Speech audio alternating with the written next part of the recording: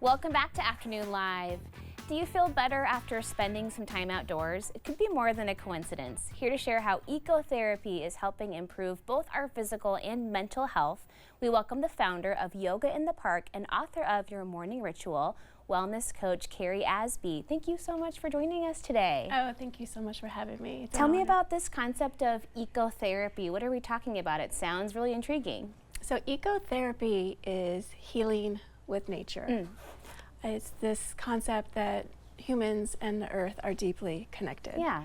And when you care for one, you care for the other. Historically, we have been living closely with the nature world. The modern world, with our screens and schedules and stress, have created a disconnect.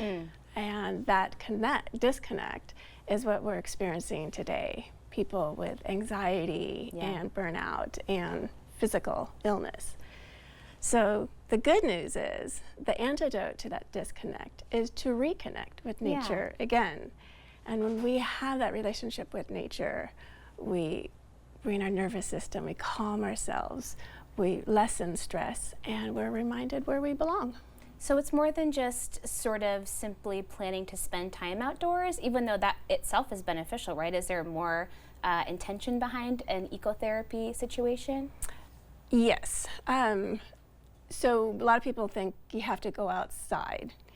You can actually bring nature to you. Great. Yeah, so it's about having a mindful relationship. So even if you can't get outside and go on a hike, you can still open up your window, close your eyes, and if it's sunny, you can feel the sun on your face. If it's raining, you can feel the raindrops on your nose.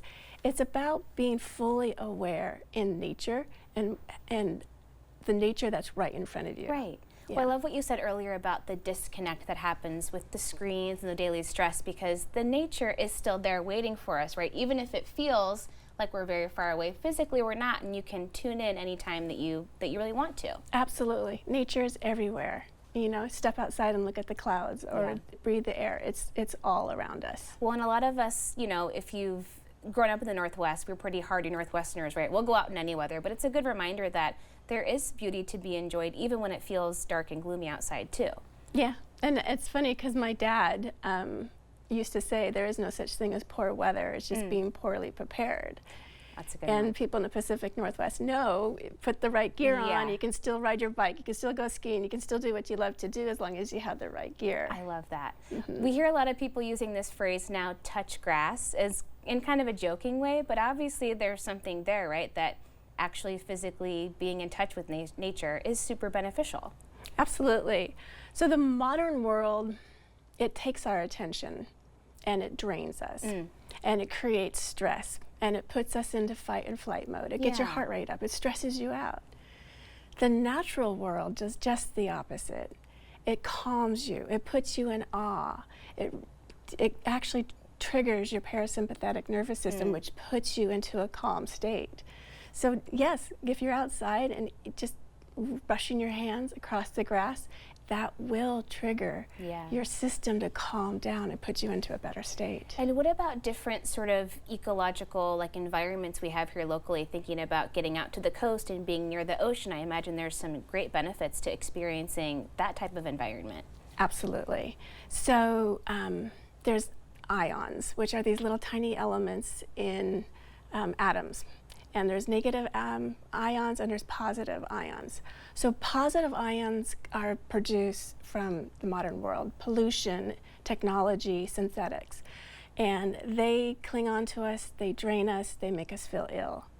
The natural world, it creates the negative ions in abundance. So oceans, waterfalls, woods, the rain, those are just naturally produced in abundance in the natural world. And those negative ions will neutralize the positive ions. So it brings you back to a balanced state. What about the importance of teaching kids at an early age that, you know, this part, it's important to have nature be a part of your world as much as possible? Absolutely. I